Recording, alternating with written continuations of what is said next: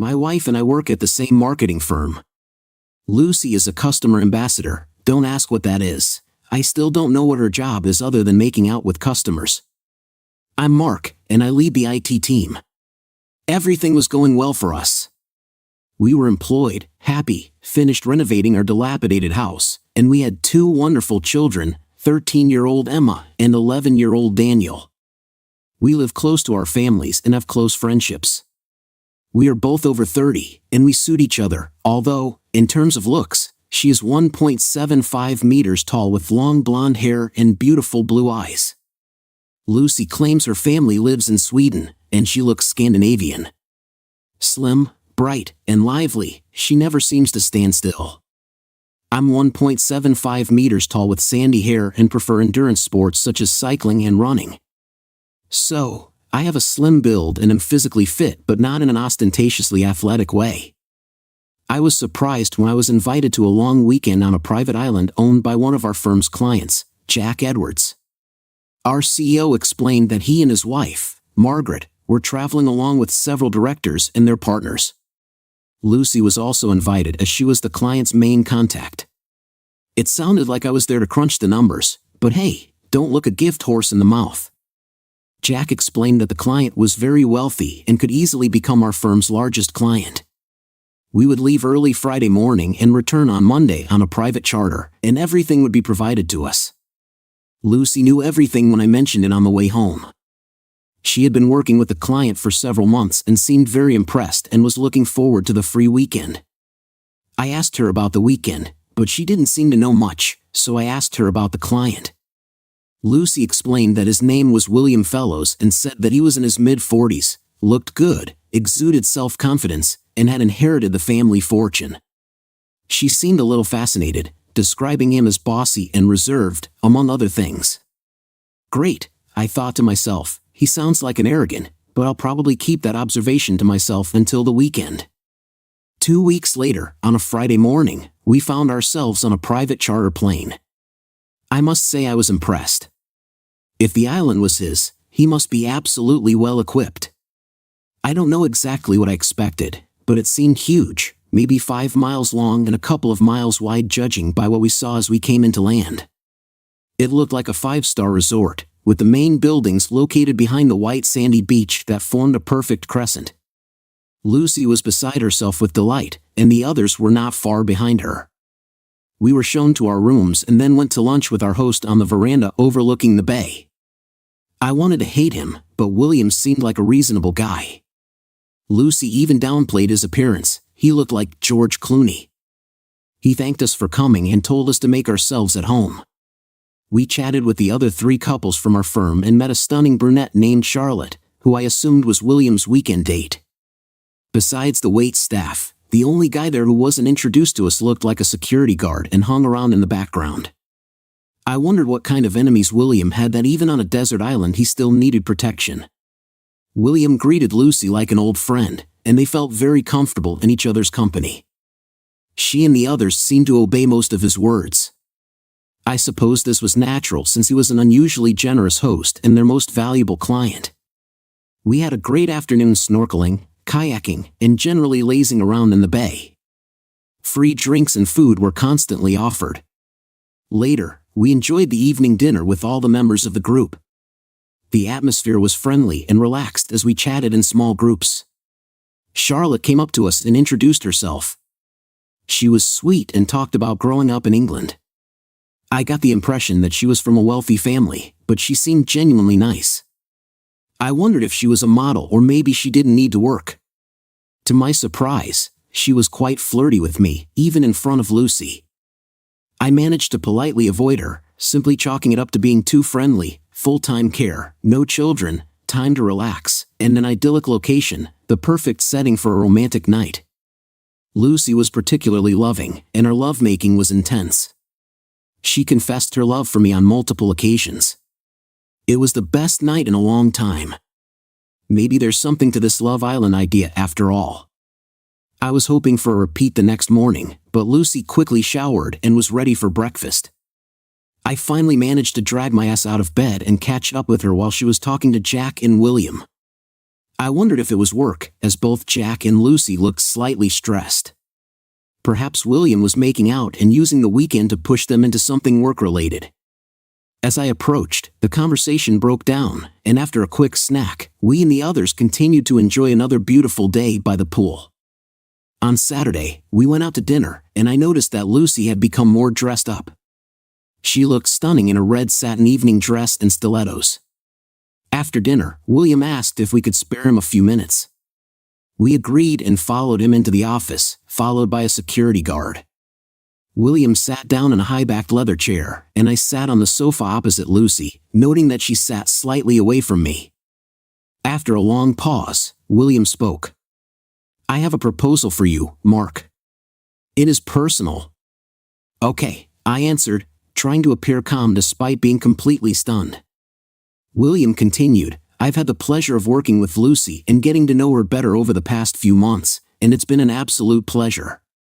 We get on fantastically well and have built a great relationship." He paused, perhaps waiting for my reaction, but I had no idea where he was going with this, although the word relationship made me feel a little uneasy. He continued casually, "As a result, I have a proposal. I would like to spend the rest of the weekend with Lucy. Of course, I will be happy to compensate for the time she would have to spend with you, and to do this, I intend to transfer $100,000 into your joint account."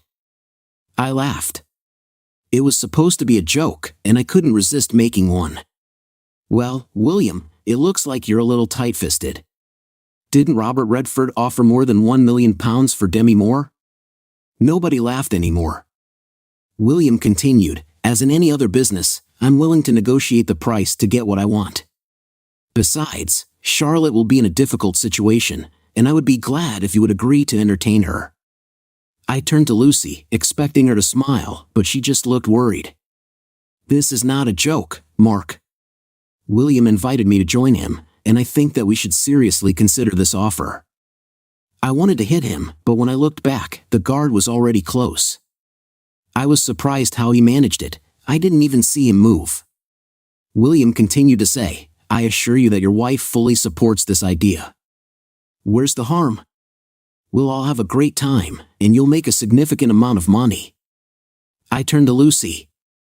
Maybe the difference in price is explained by the fact that Demi Moore didn't want it for that amount. Lucy flinched at this remark, but she was smart enough not to say anything. I desperately tried to think but was forced to focus on my breathing, which was becoming increasingly labored. I looked at the guard. His demeanor had completely changed. He looked wary and focused on my movements, and with good reason, since I really wanted to punch William in his pretty face. "What is your name, ex-military, judging by your appearance?" "Shane, sir, and I cannot comment on this matter. And if I attacked your boss, I think you could kill me with your bare hands or something." Shane smiled, "Maybe just to keep me from doing this, sir." Turning to William, I said, "It's a good thing you brought him, otherwise, I would have beaten the crap out of you." William didn't seem bothered at all. "Let us not rush, Mark, a lot depends on this." Lucy spoke next. "Mark, think about it. Just a couple of days, and money will change our lives forever." I was devastated. She clearly planned and wanted this. "Tell me, dear, did the offer of money come after you, too, decided to do this?" Having received no answer, I continued, "I think Charlotte was also offered to sweeten the deal." "Who is she, a prostitute?" To this, William replied, "Charlotte is my personal friend. In addition to being rich, she is a very high-class escort and only takes contracts that interest her. Rest assured, with her, you will experience something out of the ordinary. I think that makes them both prostitutes." Another wince from Lucy, but no softening words. "Well, William, you can put your money up your perfumed ass." It was at this moment that Lucy spoke and showed her true colors. "This is my body, and I want to do this. It's just sex, and we'll both be interested in exploring it with others. William and I like each other, but that's it. That doesn't change our love for each other. I'm sure you and Charlotte will have a good time too." I was stunned by her words, which slowly came to me. "The difference, my dear wife, is that I don't want anyone else, and this is much more than you imagine." This is betrayal and conspiracy behind my back. I will never be able to trust you again, and if you are ready to do it once, then why not do it again? Lucy quickly replied, "You are overreacting. I told you about this, so it's not a conspiracy or a secret, and I'm absolutely truthful. This will happen, and then I will return, becoming completely yours. If you love me, you will only allow me this one thing. Think about what we can do with the money, holidays with the kids, everything. Don't you dare use our children as an excuse. We don't need money, and don't think I'll take you back. Your honesty will only work if we agree on something together, and the only person you agree on anything with is this Pompous. Money is just an excuse you want and plan to do it. I think the money and Charlotte are just because you didn't think I'd agree. Well, you're right.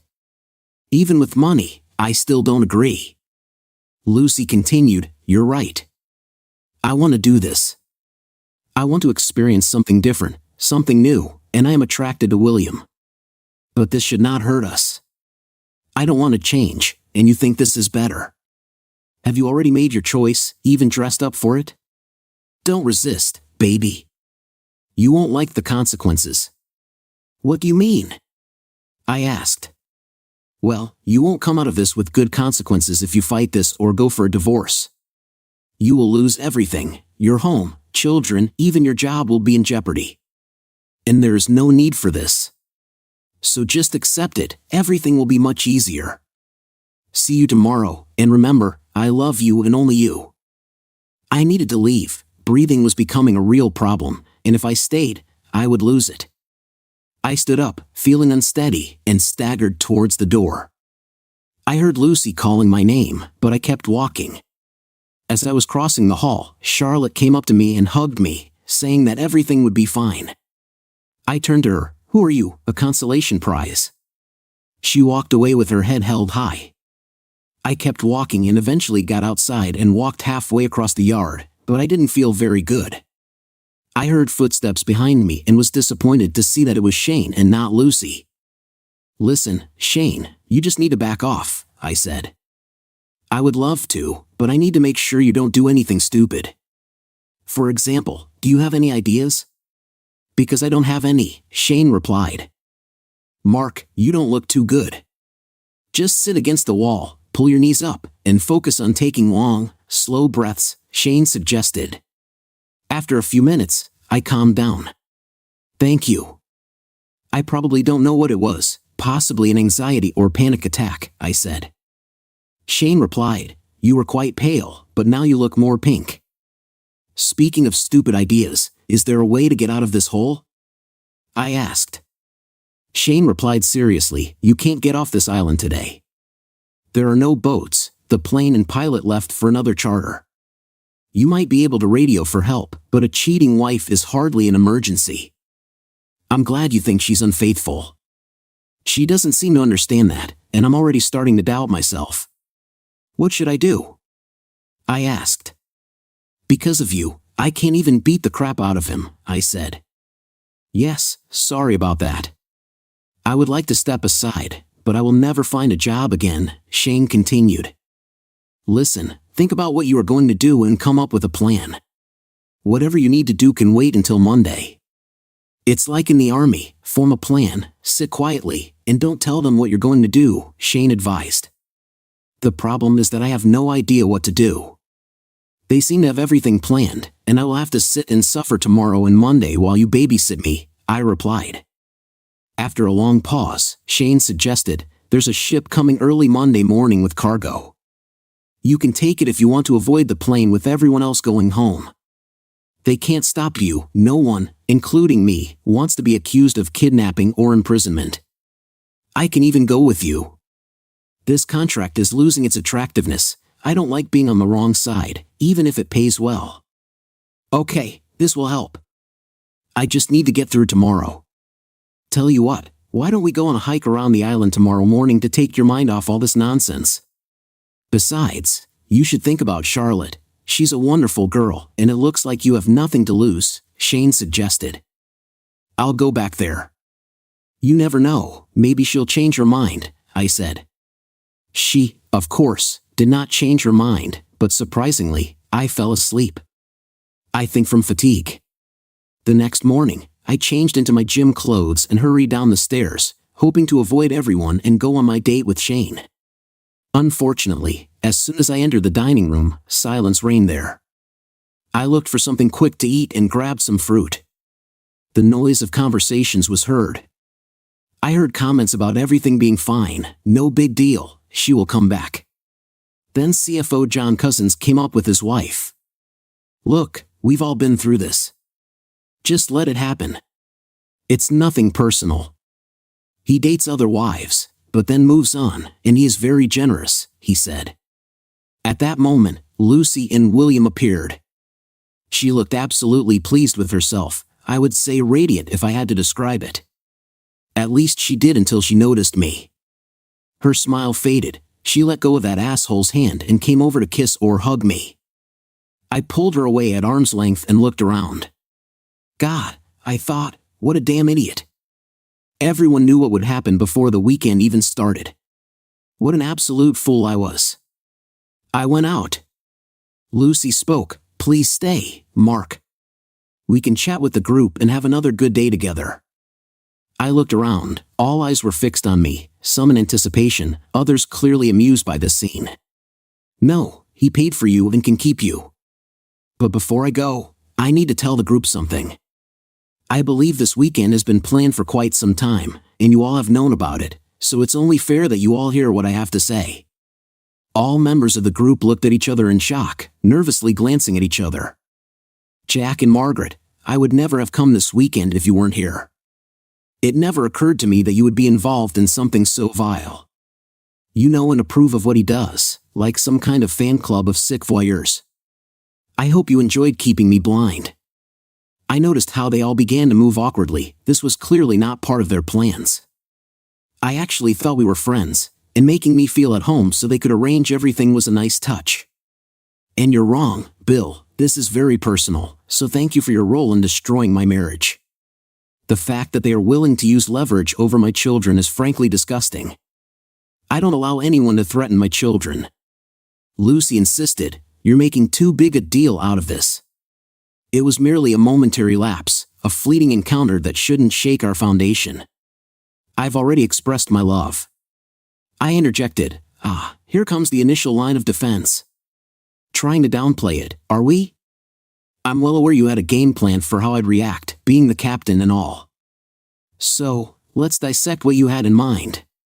Phase A, we stay put, and you gradually normalize the situation before we return home.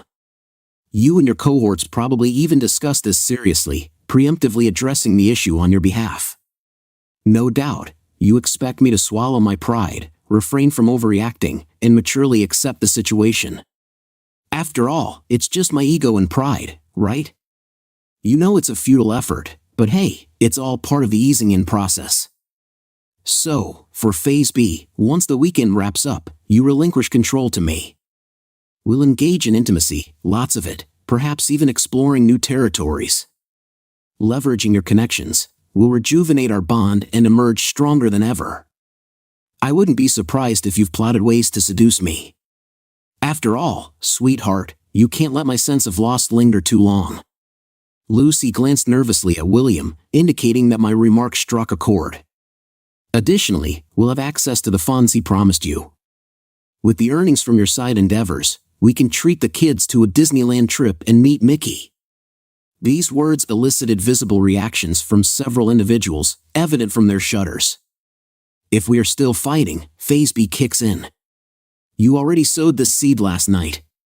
If I really love you, then I should allow you to do this. For 15 years, you have been a wonderful wife, and this is just one night for you. Yes, this may begin to weaken my resolve, but what do I get after 15 years of devotion to you if I'm treated like crap? You knew I would never agree, and you attack me with a complete lack of respect. So this plan won't work. Now you're a little worried, maybe you better give me time to cool down. In a week or two, you'll find me drowning my sorrows in a bar somewhere, and then you'll ask for forgiveness. This is Phase D. You actually regret all this. You didn't realize it would hurt me so much, and you never would have done it if you had known. You love me, beg, cry, and all that. I must admit that you have a chance. But then the way you just walked hand in hand with him in front of everyone and looked so delighted with yourself, this confirmed to me that there really was no guilt or regret, only contempt and a desire to humiliate me. Phase D won't work for you. So finally, a backup plan may be needed. Phase E, threats. You will take all the money, the house, and set the children on me. You've already suggested that I might lose my job. William will pay to find you the best lawyers. I will end my life sad, poor, and lonely. You can even threaten to move in with him and live happily ever after with our children. William raised his head so quickly that I almost laughed. Oh God, it looks like your lover doesn't really want your children, baby. Lucy finally found her voice. It's really not that big of a problem, she began. Why don't we just relax and give ourselves time to think? This is phase A, Lucy. We've already been through this, I said categorically. So why don't we save everyone time and move on to the final result? This is what I was thinking about last night, and my conclusion is that everyone, including the children, would be better off if we divorced. This is much healthier than living in an unhappy home. At the end of the day, you can't be happy if you're doing this crap, and I'm certainly not happy.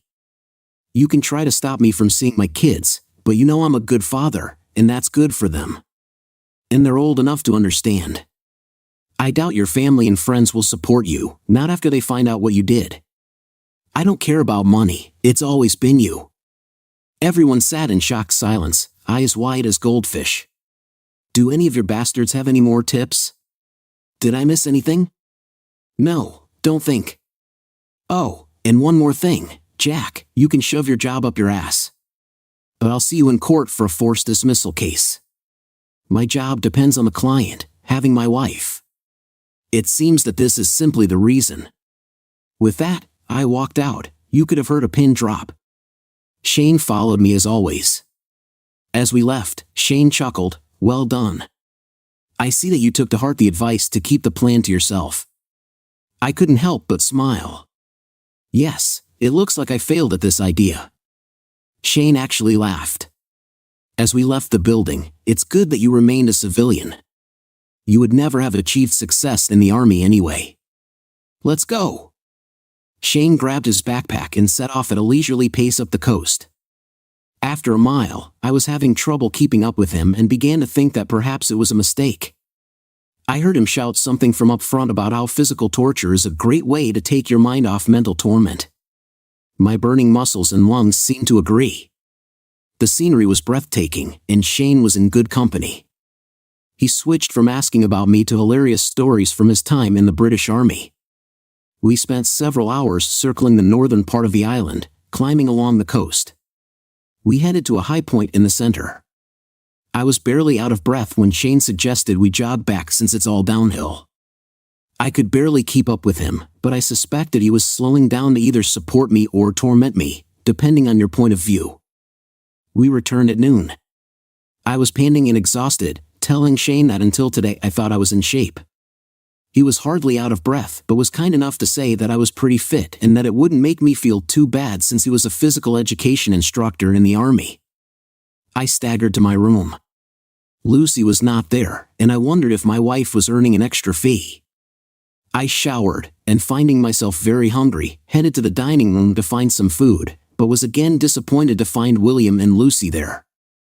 Shane was also there, hanging out in the background, and I wondered how he managed it. He looked fresh as a daisy and fully dressed in a suit. William began to speak with his usual airy confidence. Mark, my dear friend, I feel that we started on the wrong side, and I want to apologize. I've never had problems like this with my relationships before, and I certainly don't want to jeopardize your marriage. It's too late, you've already done it, I replied. I want to withdraw my request to spend this evening with your wife and increase the compensation. With these words, William handed me a piece of paper.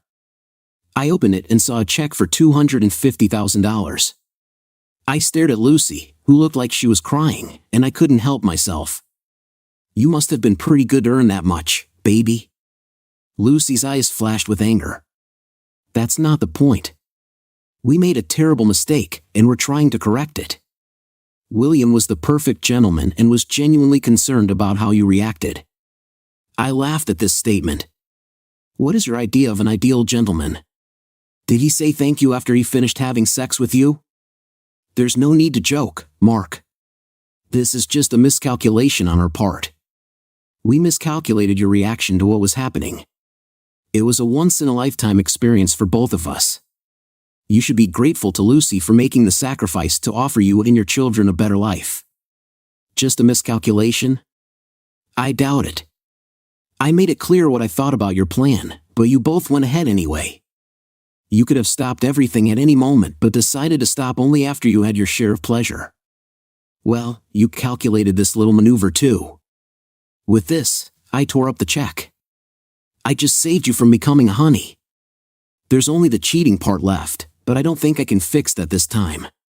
Her tears started immediately. I turned to Fellows. Why are you doing this? Control or the thrill of having someone else's wife? Either way, it makes you a very sad bastard. Lord, how old are you? 48 years old, and you act like a child stealing toys just because you can. Don't you have anything more meaningful to focus on? William laughed in response. I run an international corporation and give millions to charity. I have something to focus on. According to the research I did last night, you inherited this corporation, and under your management, it is shrinking. When it comes to charities, attending galas, dinners, and fundraisers must be difficult. When was the last time you did something yourself, got your hands dirty, and actually helped another person? I doubt you have it in you. You're so self-absorbed and too busy playing games with people's lives. Judging by the way you plan this weekend for everyone to know, you must be turned on by humiliating others. Sorry, Lucy, but it wasn't just because he wanted you. He wants every board member's wife, so you're one of many. Why don't you, William, try to grow up, have a real relationship with someone, put some of your wealth to good use, and stop being a complete? For the first time, I saw him stumble over his words and look unsure of himself. I continued, Shane, you better get that piece of crap out of my sight before I take a chance on you. I saw Shane hide a small smile before saying to Fellows, I think it's time for us to leave, sir, before your safety becomes an issue. After they left, I grabbed a snack and went down to the beach, trying to avoid the others. Just when I thought I was alone on the beach, I noticed Charlotte lying in a hammock reading. If she had been beautiful before, now when she smiled, she became truly dazzling. I approached her. Sorry about last night. Before I could continue, she replied, There is no need for this. I was sure that you would accept the offer. If I had known, I would never have approached you. Your reaction is completely understandable, and your speech at breakfast was absolutely wonderful.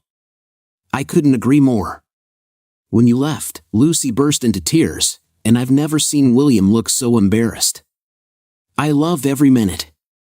Oh, I'm sorry. I shouldn't have said that considering what you're dealing with, I answered. Thank you. Good. I'm even glad that something is starting to become clearer. I'm already tired of being told that this is nonsense. You see, William has no idea what to do with you. He had never been rejected before and was not used to dealing with morals. Has he already offered you more money?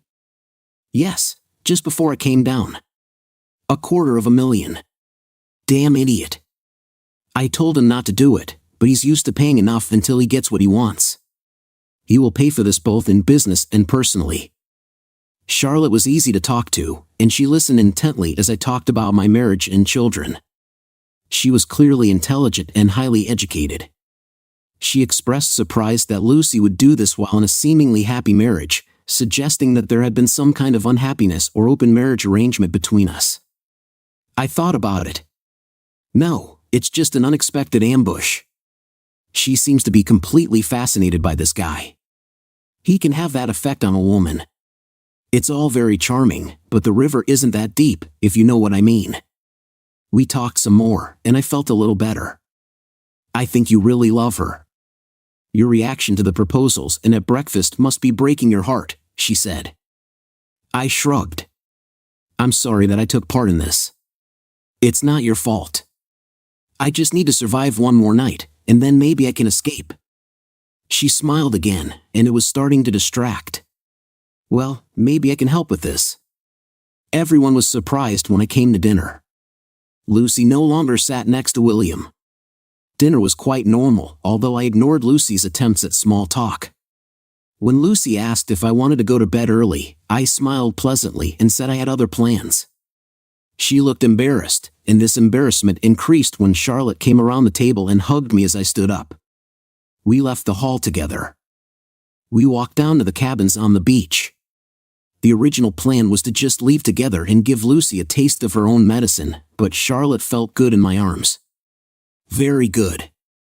And when we kissed, at least some of the disappointment of the last 24 hours disappeared. I thought about keeping my morals, my sense of right and wrong, but then I looked at her. I guess Lucy wanted me to be more flexible, and as far as I'm concerned, our marriage vows have already been broken by Lucy. I had an outstanding night with Charlotte. It wasn't just her beauty, she had a serene sexiness. Every move seemed so precise and perfectly timed. She truly was a master of her craft. Surprising myself, I didn't think about Lucy and didn't feel guilty.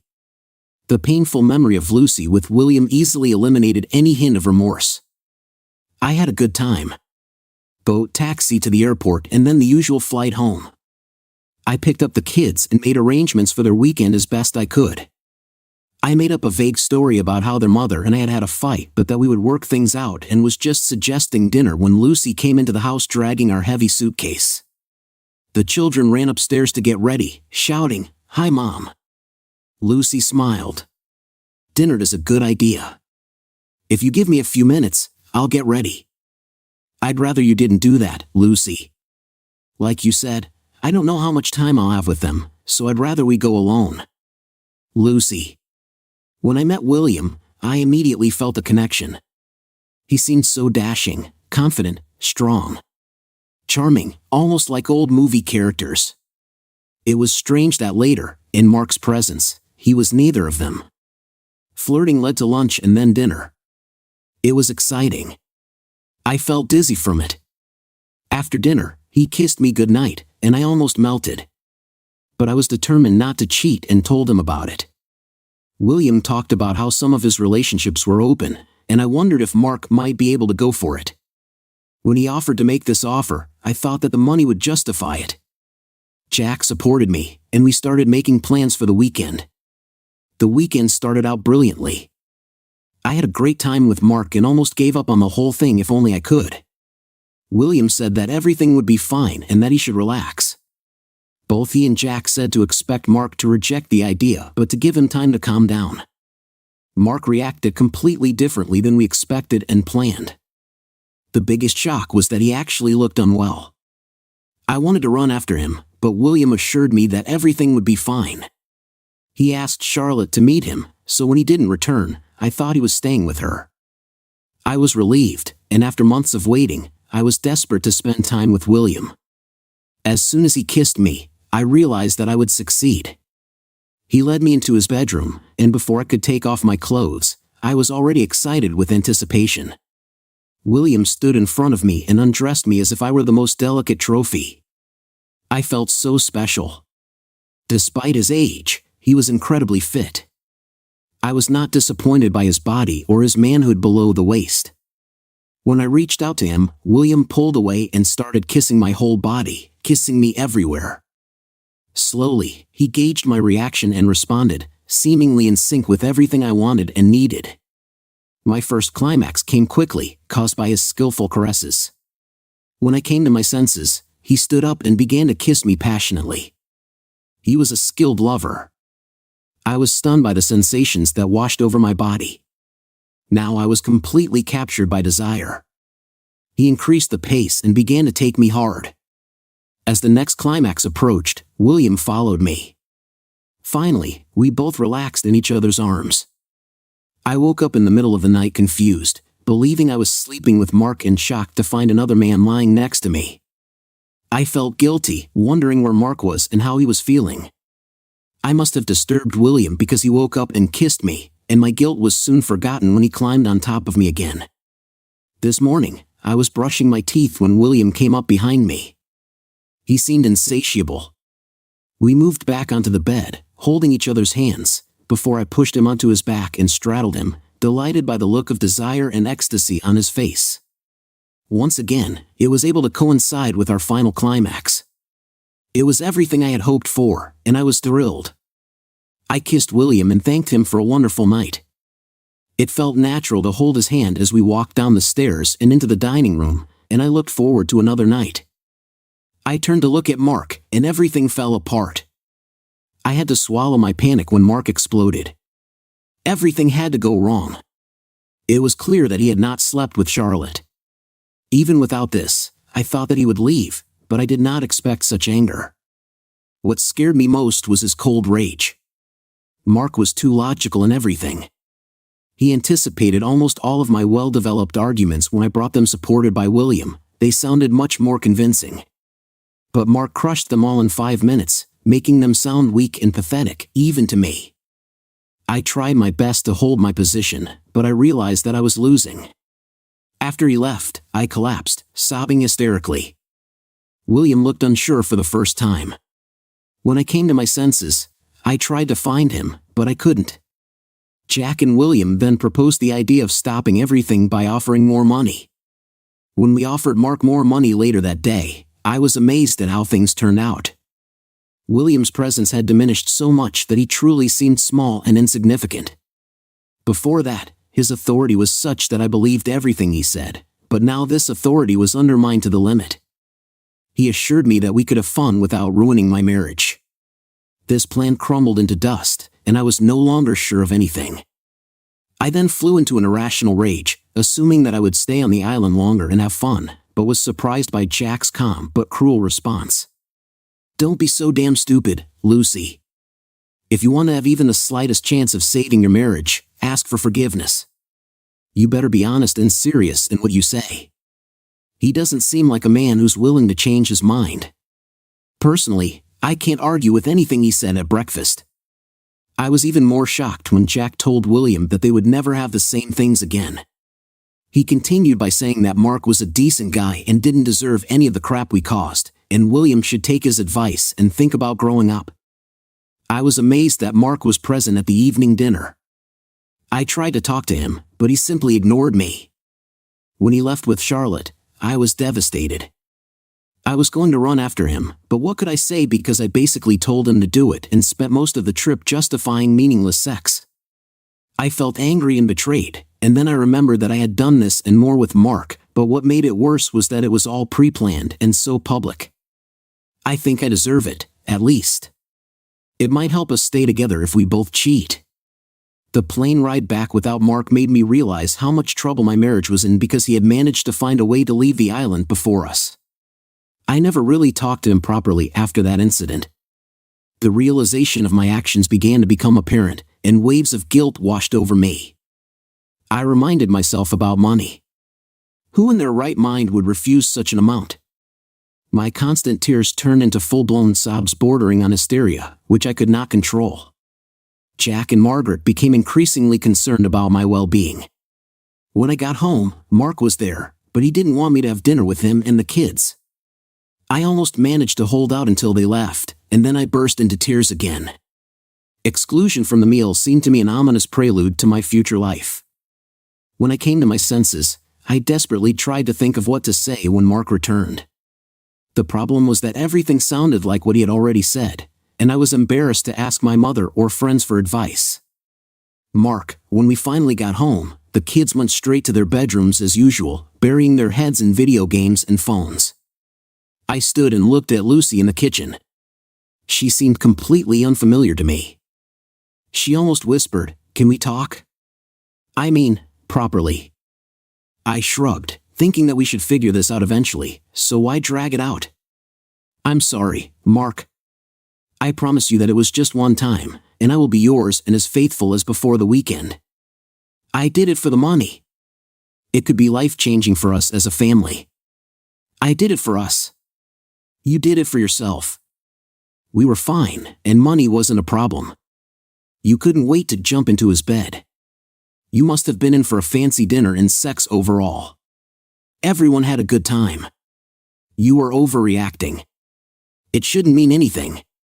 You really should skip phase A, Lucy. And you know it. This wasn't casual sex, it was a planned betrayal. Arrogant, selfish, all those traits that I hate. And now I hate you very much. So you did the same thing to that? No, I didn't. I took revenge because nothing seems to reach you. You couldn't pull your head out of your ass to see how it affected me. I would never have thought about this if I had a faithful wife, and I hope it hurts. Really hurts, so you might have some idea of what I feel. Only, I didn't plan this in advance and with the knowledge of everyone else, making myself look like a complete idiot. Speaking of which, how long did your secret plan take, and was this your first time with him? Her eyes widened at this, but then she seemed to realize that this was a sincere and reasonable question. It was the first time we had dinner, and I knew that he liked me. I think Jack and Margaret were feeling me out, asking if I was interested. The four of us were having dinner, and for the first time in my marriage, I found myself aroused by another man. His confidence was intoxicating. I knew it was wrong, and I resisted with all my might and managed not to have an affair. Then William suggested the idea of asking you about opening up our relationship and what you thought about changing. We talked about this briefly one evening, but it was clear that you would not agree to this. Then he came up with the idea for this proposal, and I thought that the money would make it all worth it for you. We were nervous as the trip got closer, and he suggested inviting Charlotte to ensure that you would agree. I didn't like the idea, but by then, I just wanted it to happen. I thought that even if you didn't entirely approve of this, we would recover. Then you so effectively destroyed all these ideas at breakfast, and I began to realize the consequences of what I had done. Was it worth it? No, of course not. I was so carried away by him and listened to what he said. I never meant to hurt you. Oh, then straight to phase D, unintentional pain. You were enjoying this. It was clear enough from the way you were flying around during breakfast. Now you're just telling me what I need to hear. Sorry, the honest answer is yes, I liked it. He was good. It's not bigger or better, it's just different. It was exciting, and I was fascinated by it. He is very experienced and knows what he is doing. But this was the only time. Please don't abandon us and break up our family because of a one-time incident. I found myself smiling wryly. It's funny, but that's exactly how I would describe what you've already done, destroyed our family because of a one-time act. It's all on you, not me. You're right. It's all my fault. I'm so sorry. I love you with all my heart. Well, not with all your heart. You gave part of it to him. And even if you claim that you didn't, your love still wasn't enough to keep me faithful. How can I trust you again? I was so trusting because it never occurred to me that you were capable of what you did. I think I don't really know you. I can hardly bring myself to look at you, let alone pretend this didn't happen. Lucy recoiled in shock. You can't say that you love me. I know I never thought that I could lose you. I agree. You only thought about yourself and your ass, and not about me and the children. But sometimes love is not enough. I tried to calm down and move away from gaining points in the argument and anger. After a long pause, I continued, listen, Lucy. Even if we stay together and just forget about it as you suggest, we will never be the same. You destroyed the trust and bond of care we had for each other. You remember that more than anything in the world, we cared about each other and the children. We didn't let anyone else get hurt. I never expected that you could hurt me, Mark. I love you. I made a huge mistake, and I'm ready to do anything to get it back. This cannot mean that we will get divorced to get your way. You tore my heart and threatened me. You don't do that to someone you really love. Lucy stared in silence, stunned, not knowing what else to say. We need to talk about the children. I think that children are better off in separated families than in dysfunctional ones, so from this point of view, the best option is divorce. I agree that you will win custody, but don't try to stop me from seeing them. It will be better for you too. They are listening to me. You are not very good at setting boundaries. I frown at the irony of that comment, and they are already testing you. It will be better for you and for them if I remain in their lives. Lucy shrugged seriously. Lucy, no matter what happens, don't stop me from seeing our children. Don't alienate me. I am not a bad guy. I treat them well and love them to bits. You haven't seen how angry I am yet. I will fight you to the end, spend all our money on lawyers, and we will destroy each other in the process, I warned her. She nodded. I would never do that. You are a great father, and they need you. They will want you to continue to take them with you on trips and practice with them in all sports sections, she said. I turned and looked at her, surprised by the first comment in which I felt that she was not trying to manipulate me or justify her actions. Be careful, Lucy. You're throwing off Phase D seriously, even though you know who I am. Why do this? I can only think that deep down you wanted us to break up. God, never, Lucy said urgently. There is no excuse for this. I became selfish, convinced myself that I could get something more. It seemed to me that somehow I could hold you. Why didn't you stop me that evening and just leave? I couldn't breathe and had to leave. Then it didn't seem to matter much anymore. The fact that you wanted another guy by any means necessary meant that I had already lost you. This conversation killed us long before you reached his bed. Perhaps it was all over when you first started planning everything. You spent weeks talking to him and preparing. Letting you go and not forcing you to stop makes it easier to end everything. There is no turning back, and that was the beginning of the end. The marriage was destroyed in less than 4 days. We divorced, fortunately without any need for counseling. I think Lucy didn't want to explain her actions. On the one hand, it's a shame. I was hoping someone qualified could show how wrong she was. She did keep one promise, and in the end, we spent approximately equal amounts of time with the children. She even admitted to them that everything was her fault without going into details. They were old enough to understand and often decided for themselves where to stay. They were at that age when parents became famous taxi drivers and loan sharks. I'm biased, but I think they are great kids and handled the breakup very well. Children can be surprisingly resilient. Under the terms of the divorce, Lucy could keep our house until the children were of age and then sell or buy it, but I still wanted this for the children, and it allowed them to attend the same school. Fortunately, the right decision paid off. By the time the children went to college, real estate prices had skyrocketed. Lucy had to buy the share from me, and it was the best investment of my life. How could she afford this? Well, we kept $250,000 and divided it up in the divorce. And just like with Charlotte, I couldn't hold myself to the moral high ground. What can I say? I am a practical person. Either way, it seemed like a small price to pay compared to the cost of marriage and what was once a happy life. I quit my job, was given a payout to avoid the embarrassment of an employment tribunal, and started my own web design business. Lucy kept trying to get us back together, but I just wasn't interested. So, was it the right decision to end the relationship?